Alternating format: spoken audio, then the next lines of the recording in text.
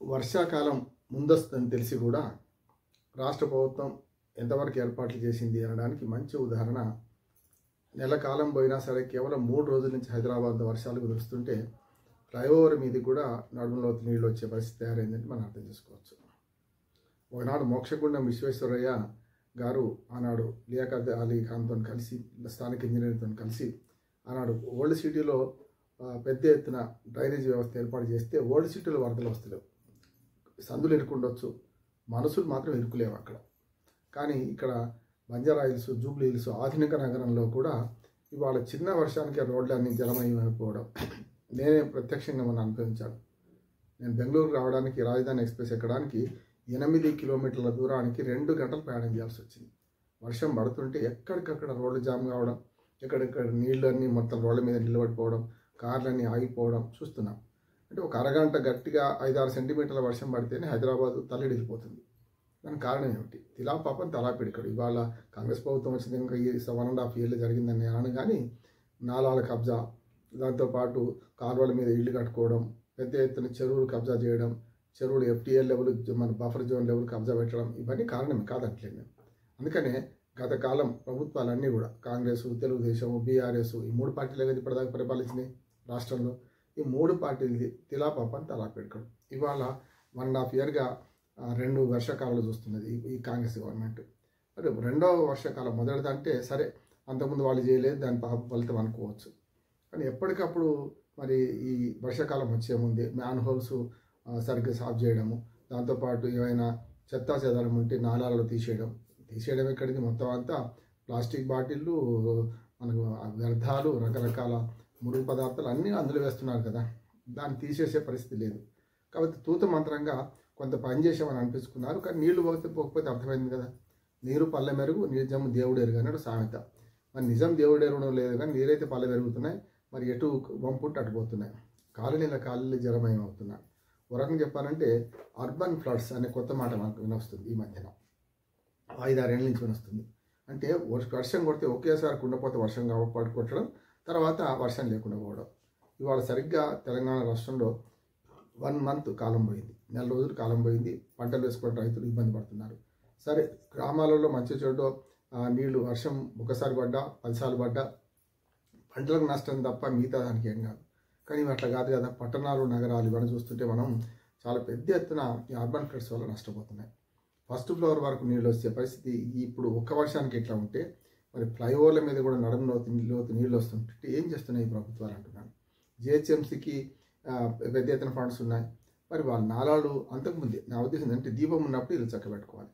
ఎండాకాలంలో చేయాల్సిన పనులు ఇప్పుడు వర్షాకాలంలో చేస్తే లాభమైంది. మొన్న ఈ 3 రోజుల నుంచి వర్షాలు చూడండి, ఎక్కడికక్కడ పాపం పోలీస్ సిబ్బంది, పోలీస్ ట్రాఫిక్ పనులు చేయాలి, కానీ వాళ్ళు కూడా హోంగార్డ్స్ కానీ పోలీస్ సిబ్బంది కానీ ఎక్కడికక్కడ నాలా నీళ్లు పోకపోతే రోడ్ల మీద నీళ్లు నిలుస్తుంటే వాహనాలు అడ్డుపెట్టి మునిగిపోతాయి మీ వాహనాలు అని చెప్పి దారి మళ్లించడం చూస్తున్నాం. అట్లాగే మ్యాన్ హోల్స్ దగ్గర పార పట్టుకొని పోలీసులు పనిచేస్తున్నారు. చేయాల్సింది ఎవరు? GHMC ఉద్యోగస్తులు కదా, వాళ్ళతో చేయించాల్సింది ప్రభుత్వం కాదా? అందుకని ఇవన్నీ చూస్తే మనకు అర్థమవుతుంది ఏంటంటే గత జల సేతు బంధనం అంటే నీళ్ళు వెళ్ళిపోయాక కట్టకట్టుకోవడం లాంటిది. నీళ్ళు వస్తుంటే ముందస్తు జాగ్రత్తగా మనం చర్యలు తీసుకోకపోతే ఇట్లా ఉంటుంది. ఇది ఒక్కనాటితో అయ్యేది కాదు. ఇవాళ దాని ఏమంటారు, డిజాస్టర్ మేనేజ్మెంట్ ఏదైతుందో హైడ్రా కూడా అందులో భాగమే. కనుక హైడ్రా ఇప్పటికైనా సరే వచ్చేదంతా వర్షాకాలం, ఇంకా 3 నెలలు వర్షాలు ఉంటాయి. కనీసం 2 నెలలు అయితే, ఆగస్టు, సెప్టెంబర్ అయితే పూర్తిగా వర్షాకాలమే కదా. ఇప్పటి నుంచి అయినా వర్షాలు తక్కువైన సందర్భంలో రేపటి నుంచి మొదలుపెట్టి ఇవన్నీ చేయాల్సింది. ఫ్లైఓవర్ మీద వరదలు వచ్చినాయి అనే పరిస్థితి అంటే ఫ్లైఓవర్ మీద నీళ్లు కింది పోయే ఏర్పాటు చేయలేదు మన అర్థమవుతుంది. కనుక ప్రమాదాలు జరిగే ఉన్నది కూడా. ఇవాళ స్కూలు పిల్లలు పోతుంటారు, పెద్ద పెద్ద నాలాలు వాటిలలో కొట్టుకుపోయే పరిస్థితి చూస్తాం. గతంలో కూడా చూసినాం మనం, నానోళ్ళలో కొట్టుకుపోయి ఎంతమంది శవాలు దొరకని పరిస్థితి కూడా చూసాం. కనుక ఇప్పటికైనా సరే GHMC తగిన జాగ్రత్తలు తీసుకోవాలి. ఫండ్స్ లేవని కాదు, పన్నుల డబ్బులు వసూలు చేస్తున్నారు కదా, ట్యాక్స్ పేయర్స్ మనీ ఉంది కదా మీ దగ్గర. మరి ఈ సౌకర్యాలు, కనీస సౌకర్యాలు కల్పించకపోతే ఈ ట్యాక్స్లు ఎందుకు కట్టాలి, ఎందుకు మేము ప్రాణాలు బలి ఇవ్వాలి అని ప్రజలు అడుగుతుంటారు కదా. అందుకని ఇప్పటికైనా సరే రాష్ట్ర ప్రభుత్వం ఏమో GHMCని ఆదేశించాలి. అట్లాగే ఆయా కార్పొరేషన్లు, ఉదాహరణకు వరంగల్లో చూసాం 2020లో అయితే మొత్తం అంతా ధనవంతుల ఇళ్ళలోకి నీళ్ళు వచ్చినాయి అని ఒక వార్త. అంటే నీళ్లు చెరువులో ఇల్లు కట్టుకుంటే ధనవంతుడైనా పేదోడైనా ఒకటి, నీళ్లకు ధనవంతుడు పేదోడు కులము మతము ప్రాంతం ఉండదు కదా. అందుకనే ముఖ్యంగా లేఅవుట్లు మంజూరు చేయడంలో పెద్ద ఎత్తున లోపం జరుగుతుంది. జిహెచ్ఎంసీ అధికారులను ఎవరిని పట్టుకున్న ఐసీబీ దాడులు చూస్తుంటే చాలా అంటే ప్రజలతో నిత్య సంబంధాలు ఉన్న ఆఫీసుల మీద మన ఉద్యోగుల మీద దాడి జరుగుతుంటే కోట్ల రూపాయలు పట్టుబడుతున్నాయి కదా. ఇరిగేషన్ శాఖ కావచ్చు, మున్సిపల్ శాఖ కావచ్చు, రెవెన్యూ శాఖ కావచ్చు, పోలీస్ శాఖ కావచ్చు, చూస్తున్నాం మనం. పోయిన సంవత్సరం మొత్తం రాష్ట్రంలో ఏసీబీ పట్టుకునే కేసులు 128 అయితే ఇప్పటికే 130 దాటినాయి. 8 నెలలు కాక 7 నెలలు కాకముందే సగం సంవత్సరంలో జూన్ నెల లెక్కలు చెప్తే ఉద్యోగులు అవినీతి పాల్పడుతున్నారు. దానికి తగ్గట్టుగానే రాజకీయ నాయకులు అంతకంటే అవినీతికి పాల్పడుతున్నారు. చూస్తున్నాం కదా. ఆవు చేలవం వేస్తే దూడ గట్టిన మేయదు కదా. ఆవు రాజకీయ నాయకులు, దూడ ఉద్యోగస్తులు, ఈ ఇద్దరు అదే పనిచేస్తుంటారు. కనుక ఇప్పటికీ వర్షాకాలంలో డిజాస్టర్ మేనేజ్మెంట్ కమిటీలు పనిచేయాలి. పెద్ద ఎత్తున హైడ్రా కూడా ముందుకు రావాలి. రంగనాథ్ గారు ఇల్లు కూల్చడంగా చేయాల్సిన పని ఇది చేయండి, ఈ పనులు చేయండి. ఖచ్చితంగా రేపు పొద్దున మంచి పేరు వస్తుంది. మీకు కూడా మంచి అధికారి, మీకు మంచి పేరు ఇప్పటికే ఉన్నది. హైడ్రా వల్ల ఇంకా మంచి పలుకుబడి మీకు పెరిగింది. దీన్ని ఉపయోగించుకొని ఏమైనా సరే కనీసం ఇల్లు కూలగొట్టకండి, నాలాలను బాగు చేయండి. దానికి సంబంధమైన ఫండ్స్ తీసుకోండి. మీకు ఎట్లాగూ అధికారం ఉంది, డబ్బులు ఉన్నాయి. నిజంగా హైడ్రాకు డబ్బుల కొరత కూడా లేదు. ఒక రకంగా చెప్పిన అభినందించాల్సిన అంశం ఏంటంటే కొన్ని వందల ఎకరాల భూమిని ఇవాళ మన హైదరాబాద్లో నాలాల పేరు మీద, మన చెరువుల బఫర్ జోన్ పేరు మీద, రకరకాల ఎఫ్టీఎల్ పేరు మీద మనకు శిఖం భూములు కూడా కబ్జా చేసినట్టు మెల్లమెల్ల విడిపిస్తున్నారు. ఇది మంచిదే. ఇంకా అభినందన దక్కాలంటే ఈ వర్షాకాలంలో హైడ్రా మరింత మెరుగైన పనితీరుని కల్పించాలి. అప్పుడు ప్రభుత్వానికి మంచి పేరు వస్తుంది, మీకు అధికారిగా మీకు మంచి పేరు వస్తుంది అని రంగనాథ్ గారు కూడా విజ్ఞప్తి చేస్తున్నా. ఏదైనా సరే ఇప్పుడు వెంటనే చేయాల్సిన పనులు ఏంటంటే నీళ్లను మళ్లించే ప్రయత్నం చేయాలి. మురుగు నీటి కాలువలు బాగు చేయాలి. వర్షాకాలంలో ఎంత వర్షం, కనీసం 5-6 సెంటీమీటర్ల వర్షం వస్తే పెద్ద దోకా లేదు నగరానికి అనే మాట చేయాలి. లేకపోతే నగరాలు నరకాలుగా మారిపోతున్నాయి, నివాసయోగ్యమైన పరిస్థితి లేకుండా పోతున్నాయి. ఇది జరగకుండా చూడాల్సిన బాధ్యత అధికారులది, రాష్ట్ర ప్రభుత్వాన్ని. వర్షాకాలం రాగానే దేశవ్యాప్తంగా కానీ ప్రపంచవ్యాప్తంగా వరదల మీద చర్చ జరుగుతూ ఉంటుంది. మన హైదరాబాదు గత 3 నెలలుగా వరదల నుండి రక్షించేందుకు ముందస్తుగా వివిధ డిపార్ట్మెంట్లు, హైడ్రా కానీ, లేదా నేషనల్ డిజాస్టర్ మేనేజ్మెంట్ కానీ, స్టేటు మేనేజ్మెంట్ కానీ, లేదా పంచాయతీరాజ్ శాఖలు కానీ, జిహెచ్ఎంసీ కానీ, ఇవన్నీ కూడా సంయుక్త సమావేశాలు, తర్వాత ప్రత్యేక సమావేశాలు కూడా నిర్వహించుకుంటూ వస్తున్నాయి. అయినప్పటికీ కొద్దిగా వరద, దాదాపు ఒక 6-7 సెంటీమీటర్స్ వర్షం రాగానే వరద మునిగేస్తుంది. దాదాపు హైదరాబాద్ అతలాకుతలం అవుతుంది ఒక 7-8 సెంటీమీటర్స్కే. కాబట్టి ఇప్పటికైనా ఒక మాస్టర్ ప్లాన్ డిజైన్ చేయకపోతే ఈ హైదరాబాద్ పరిస్థితి ఇలాగే కొనసాగేటట్టుగా ఉంది.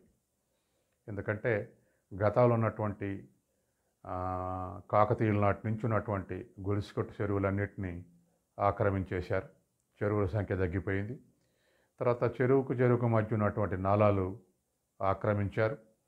ఆ తర్వాత ఇప్పుడున్నటువంటి అండర్ డ్రైనేజ్ కూడా అది 30 లక్షల మంది జనాభా ఉన్నప్పుడు డిజైన్ చేస్తే అది ఇప్పుడు ఇవాళ మనం 1,20,00,000 మందికి దాన్ని వాడాల్సి వస్తుంది.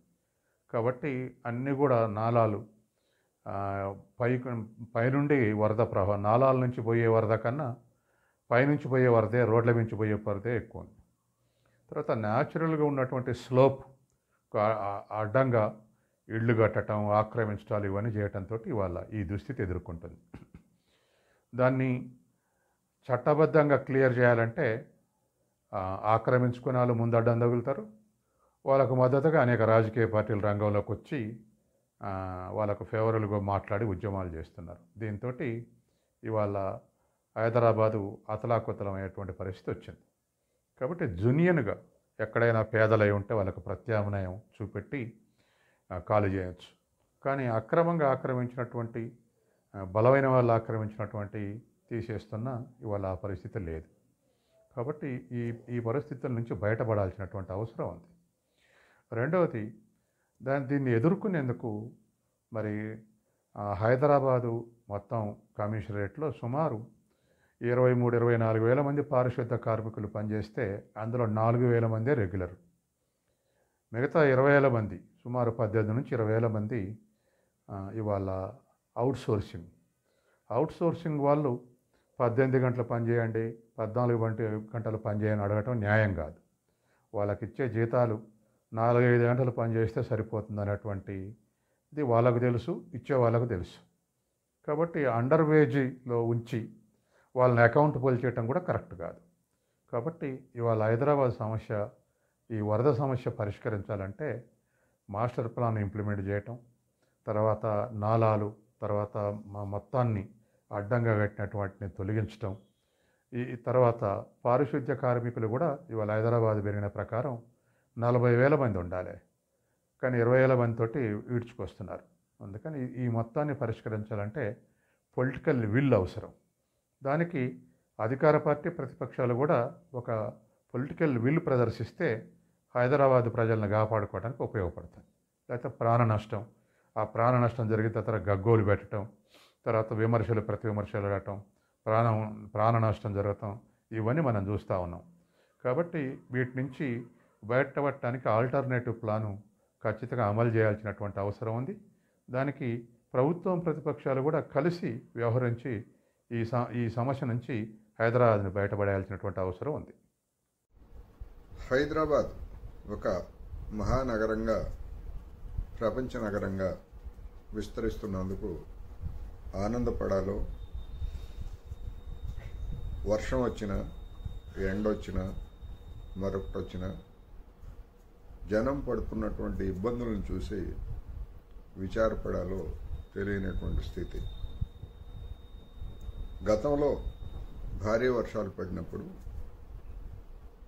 అనేక కాలనీలు మునిగిపోవటం, రోడ్లన్నీ జలమయం కావటం చూశాం. కానీ తాజాగా ఫ్లైఓవర్ల మీద కూడా నీరు చేరి రవాణాకు అంతరాయం కలగటం ఒక విచిత్రమైనటువంటి పరిస్థితి. అటువంటి ఫ్లైఓవర్ల రూపకల్పనలో నిపుణుల యొక్క అసమర్థత, బాధ్యతారాహిత్యమా లేకపోయేట్లయితే సరైనటువంటి పరిజ్ఞానం లేకపోవడమా ఏమిటనేటువంటిది చూడాల్సి ఉంది. కొన్ని ఫ్లైఓవర్లు ఒక సమస్యను పరిష్కరిస్తే మరొక కొత్త సమస్యను తీసుకురావడం కూడా కొన్ని సందర్భాల్లో ఇటీవల జరుగుతూ ఉంది. వీటన్నిటినీ చూసినప్పుడు ఒక సమగ్రమైనటువంటి ప్రణాళిక లేకపోవడం, దాని గురించి అధికారంలో ఎవరున్నా, గతంలో ప్రత్యేక రాష్ట్రం ఏర్పడిన తర్వాత బీఆర్ఎస్ ఉన్నా, ఇప్పుడు కాంగ్రెస్ ప్రభుత్వం ఉన్నా, హైదరాబాద్ నగరంలో రోజు రోజుకు పెరుగుతున్నటువంటి సమస్యల గురించి తీవ్రమైనటువంటి నిర్లక్ష్యం మనకి స్పష్టంగా కనిపిస్తూ ఉంది. పట్టణాల్లో, ముఖ్యంగా హైదరాబాద్ నగరంలో ఆక్రమణల కారణంగా నాలాలు, అంటే నీరు సాఫీగా వెళ్లాల్సినటువంటి నీరు పోవడానికి వీలు లేకుండా ఆక్రమణలు జరిగి జనం ఇబ్బంది పడుతూ ఉంటే జేఎన్టీయూ నిపుణులు ఎప్పుడో ఒక సమగ్రమైనటువంటి ఒక ప్రణాళికను రాష్ట్ర ప్రభుత్వానికి అందజేస్తే బీఆర్ఎస్ ప్రభుత్వం దాన్ని పక్కన పడేసింది. పోనీ హైదరాబాద్ను సుందరంగా మారుస్తాము, అంతర్జాతీయ నగరంగా మారుస్తాము, మరింత విస్తరిస్తామని చెప్తున్నటువంటి కాంగ్రెస్ పాలకులైన దాన్ని, పాత పథకాన్ని కానీ లేదా కొత్త పథకాన్ని కానీ రూపొందించడానికి ఏ విధమైనటువంటి శ్రద్ధ మనకు ఎక్కడ కనిపించదు. అందువలన కొత్త సమస్యలు హైదరాబాద్ నగరాన్ని చుట్టుముడుతున్నాయి. ఇప్పటికైనా దశల వారీగా, తెల్లవారేసరికి ఏదో మొత్తం నగరంలో ఉన్నటువంటి సమస్యల్ని పరిష్కరించమని ఎవరు అడగటం లేదు. అటువంటి పరిష్కరించేటువంటి సత్తా ఈ ప్రభుత్వానికి ఉందని కూడా ఎవరు భావించడం లేదు. ఇప్పటికైనా దశల వారీగా ఒక 5 సంవత్సరాల సమగ్ర ప్రణాళికను రూపొందించి రానున్నటువంటి 50 సంవత్సరాలకు అవసరాలకు సరిపడా పథకాలను రూపొందించి ఉన్నటువంటి సమస్యల్ని పరిష్కరించడం, విస్తరిస్తున్నటువంటి ప్రాంతాల్లో కొత్త సమస్యలు తలెత్తకుండా చూడటం అనేటువంటి పద్ధతుల్లో ఒక సమగ్రమైనటువంటి ప్రణాళికను రూపొందించడం అవసరం. దానికి అవసరమైనటువంటి నిధుల్ని కేటాయించాలి. రాష్ట్ర ప్రభుత్వం దగ్గర తగినటువంటి నిధులు లేకపోయేట్లయితే ప్రపంచ సంస్థల నుంచి రుణాలు తీసుకోవచ్చు, లేదా కేంద్ర ప్రభుత్వం కూడా ఇతర పట్టణ సంస్థలకు మాదిరి హైదరాబాదు నగరానికి కూడా నిధులు కేటాయించమని డిమాండ్ చేయవచ్చు. కానీ కాంగ్రెస్ ప్రభుత్వం గడిచినటువంటి ఏడాదిన్నర కాలంలో అలాంటి చొరవ ఎక్కడ మనకి చూపించలేదు. మూసీ ప్రక్షాళన లేకపోతే మూసీ సుందరీకరణ పేరుతోటి చేసినటువంటి ప్రకటనలు వివాదాస్పదం కావడంతో ఇప్పుడు ఆ మూసీ సుందరీకరణ ఏమైందో, మూసీ ప్రక్షాళన ఏమైందో, లేదా ఆక్రమణలు తొలగించడం ఏమైందో కూడా జనానికి అర్థం కానిటువంటి పరిస్థితి. అందువలన చిత్తశుద్ధితోటి ప్రభుత్వము నిపుణులను నియమించి ఒక సమగ్రమైనటువంటి ప్రణాళికను రూపొందించేందుకు ఒక నిపుణుల కమిటీని వేయాలి. ఆ నిపుణుల కమిటీ చేసేటువంటి సిఫార్సులను దశల వారీగా అమలు జరపడానికి అవసరమైనటువంటి కార్యాచరణ రూపొందించాలి. ప్రభుత్వం చిత్తశుద్ధితో అలాంటి కార్యాచరణ చేపడితే ఇబ్బందులు పడుతున్నటువంటి నగరవాసులు కూడా అవసరమైతే కొంత తమ వంతు బాధ్యతగా కొంత మొత్తాన్ని భరించడానికి కూడా సిద్ధంగా ఉంటారనేది ఈ సందర్భంగా మనం చెప్పుకోవచ్చు. ఎందుకంటే వాళ్ళ కాలనీలు, వాళ్ళ పరిసరాలని బాగు చేయడానికి వాళ్ళు కూడా, అంటే నివాసులు కూడా కొంత భరించడం తప్పేమీ కాదు. అయితే ప్రభుత్వం చిత్తశుద్ధితోటి ప్రధానమైనటువంటి బాధ్యత తీసుకొని తాము ఇచ్చినటువంటి సొమ్మును కూడా దిగమింగకుండా ఉంటారు అనేటువంటి విశ్వాసం కలిగినప్పుడు జనం కూడా ముందుకు వస్తారనేది నేను ఈ సందర్భంగా చెప్పదలుచుకున్నా. మొత్తం మీద పౌర సమాజాన్ని, అధికార యంత్రాంగాన్ని, అదేవిధంగా నగరాన్ని కాలుష్యమయంగా మారుస్తున్నటువంటి కార్పొరేట్ పారిశ్రామిక సంస్థలందరి నుంచి కూడా అవసరమైతే ప్రత్యేకమైనటువంటి పన్నులు అలాంటి సంస్థల మీద, వ్యాపార సముదాయాల మీద విధించి నిధుల్ని సేకరించాల్సినటువంటి అవసరం ఉన్నది. అటువంటి చిత్తశుద్ధిని రాష్ట్ర ప్రభుత్వం ప్రదర్శించకపోయేట్లయితే భవిష్యత్ తరాలు మరింతగా ఇబ్బందులు పడేటువంటి అవకాశం ఉందనేది ఈ సందర్భంగా నేను చెప్పదలుచుకున్నాను.